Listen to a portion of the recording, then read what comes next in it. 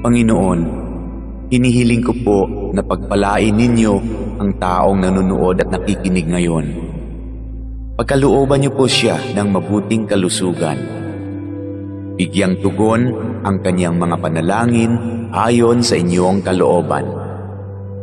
Loobin niyo po na magkaroon ng agarang solusyon ang problemang kanyang kinakaharap, lalo na ang problemang pinansyal at problema sa kanyang karelasyon at mga kaibigan.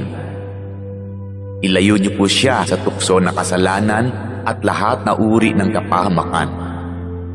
Panatilihin niyo po sa kanyang puso ang pagkakaroon ng malasakit at pagmamahal sa kapwa, katulad ng kanyang pagmamahal sa inyo na aming iisang Diyos. Ito ay aking hinihiling sa pangalan ni Jesus. Amen.